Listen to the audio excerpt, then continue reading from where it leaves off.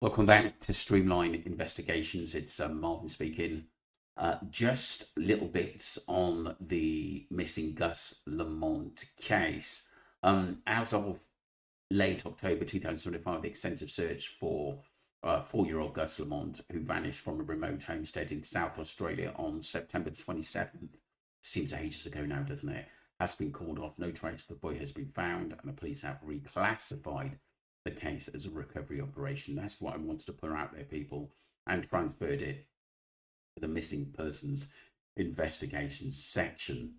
It is limited evidence. The only item the interest found was obviously that single boot print, which the police did dismiss it, although it was very near the pattern of the footwear Gus was actually wearing.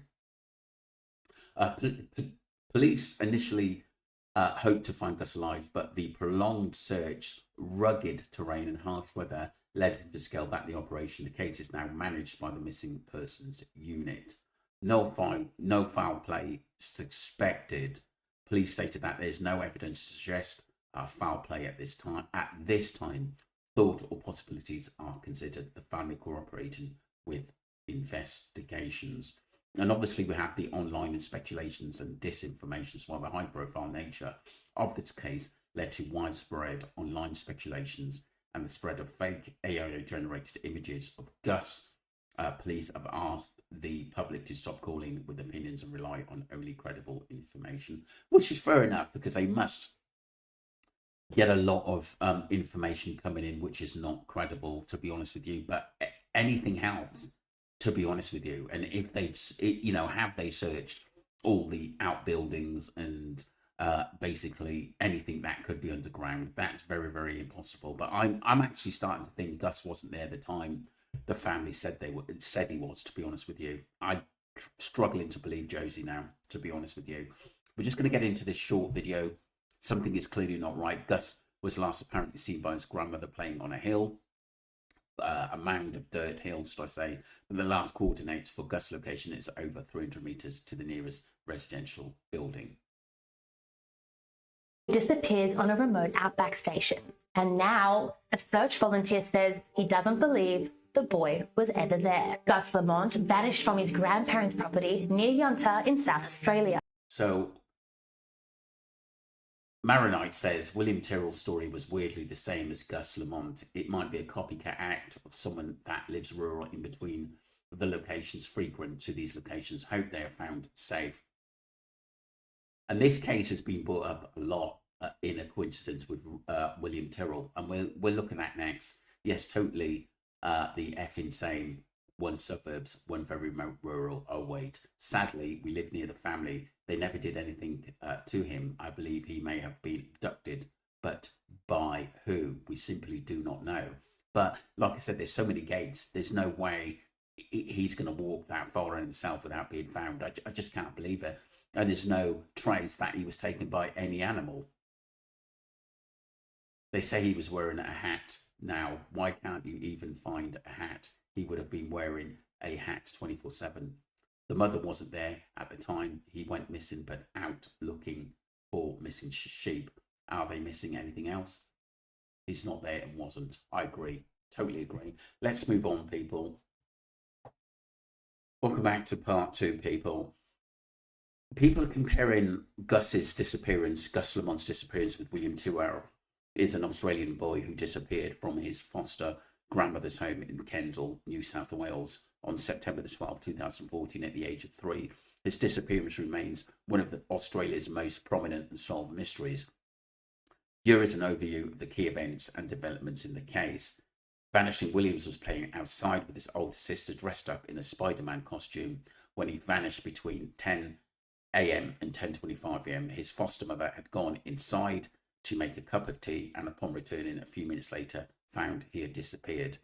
Extensive searches, a massive search effort involving hundreds of police volunteers, helicopters, and police dogs, much like obviously the missing Gus case today, recent times, people, was launched in the days following his disappearance. The initial search focused on the bushland near the home, but yielded no trace of the boy. abduction theory for the first 7 years of the investigation, police primarily worked under the assumption that William was abducted by a stranger. Investigators looked into the lead involved in suspicious vehicles seen nearby and interviewed dozens of persons of interest, including known child sex offenders, but found no definitive links. Later development of new theories shifted in focus in November 2021 after receiving new evidence. The New South Wales Police shifted the focus of the investigation, began searching for human remains near the Kendall property. Police indicated it was highly likely that William was dead. New police theory. The new police theory aired in 2024 coroner inquest is that William died in an accident fall from a balcony at the house and that his foster mother disposed of his body. Police allege the foster mother may have moved his body to conceal that death out of fear of losing custody of another foster child. During the inquest, an interview with the foster mother was played in which she was questioned about there was a time delay in reporting William missing. Much like the Gus Lamont case, foster mother denial. William's foster mother has consistently denied any involvement in his disappearance. She was previously charged with providing false information to the NSW Crime Commission, but was acquitted of those charges in November 2022. In November 2003, police recommended she'd be charged with perverting the course of justice and interfering with the corpse, but no charges was ever laid. And this investigation is still going on. So ongoing inquest into William's disappearance, which began in 2000, resumed in 2004, and continues. The coroner is expected to issue findings in early 2026. There is a $1 million reward for information leading to the recovery of Williams or an arrest remain. In fact, media coverage, the case has been a focus of intense media interest, including new tales emerging in podcasts and investigating journalism. No charge filed. Despite a decade-long investigation and shifting theories, no one has been charged with William Tyrrell's disappearance. So sad. It really is. All this time, the police haven't found any clues of actually what happened to him, but I think it's got something to do with the family. Let's move on, people. So obviously, like, there are massive similarities. Let's just hope that obviously the Gus Lamont case doesn't go on as long as the William Tyrrell case, which is still ongoing, people. Bless him. Welcome back to the final part, people. The William Tyrrell case versus Gus Lamont. Let's get straight into this by I do best in rolling out some more conspiracies for you guys. I've seen a lot of comments, a lot of posts about this Gus Lamont case and how people are trying to compare it to the William Tyrrell case. And it's nothing the same. I've got statements, documents upon documents, everything, you name it, in the William Tyrrell case. I've got all of that. And all of the things people are saying about that case are untrue. There are so many things, so many factors in that case that people just are ignoring. Like, yes, William Tyrrell was fostered, but people are also claiming that his parents weren't there when he disappeared. His mum was there, or his foster mum, just because they were at his grandparents' place, his foster grandparents' place. Everyone's just assuming that the foster parents weren't there. So this whole assuming thing has got to end. Like, it's beyond me, honestly, that people still think all these conspiracies can run wild when they don't even look deep enough to find facts. Like with this Gus Lamont case, there are so many possibilities that we don't even know. So for people to be trying to compare the two cases is beyond me. We know a lot about the William Tyrrell case.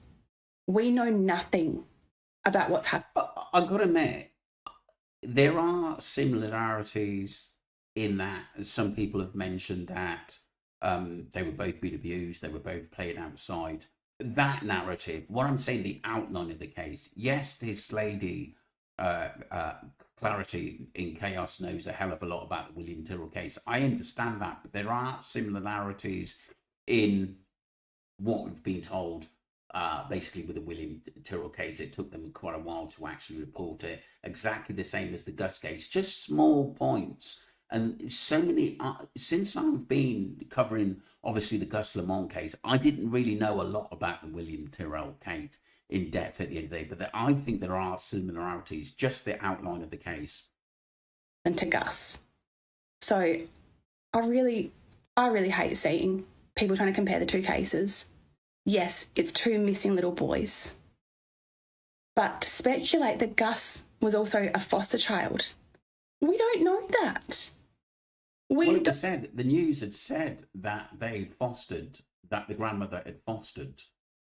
That was in the Daily Mail, had fostered Gus, and possibly at the time the parents couldn't look after them. Drug abuse was mentioned, but you know, that's just speculation that had been put out there amongst Gus's sort of real mum and dad.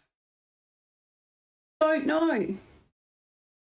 So the more people keep feeding the conspiracies, the further we get away from finding the facts. So if we stop feeding these conspiracies, everything becomes a lot clearer. So I hope that can make sense to some people. But yeah, I'll be making a YouTube post about the whole William Tyrrell case and providing you guys with all the information I've got on that case. I have my suspicions about who's responsible for his disappearance, and I'll mention that in the YouTube post. But yeah, you guys are just, so many people are just basing these theories around things that they don't know, even though there's information readily available. They haven't bothered to read the information. They haven't bothered to look into it deep enough, yet they're still so sold on these theories. So please just, if you're going to look into these cases, look into them properly.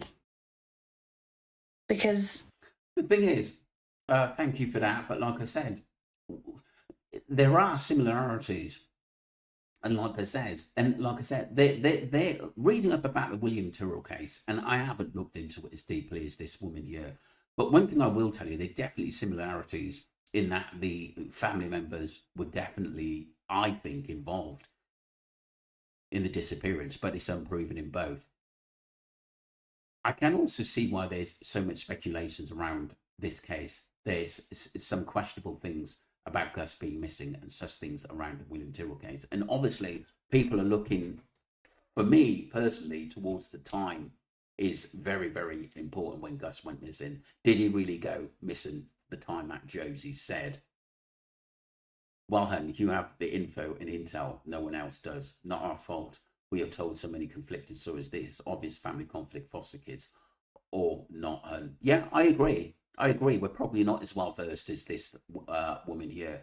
But like I said, she did make some good points. But like I said, there are, in what I see and what I've been told, and like I said, hundreds of Australians have joined the channel, and they have said there's definitely similarities between William and the Gus case. Let me know what you think, people.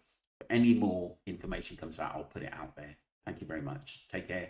Don't forget to subscribe and tell your family and friends of Streamline Investigations. Thank you.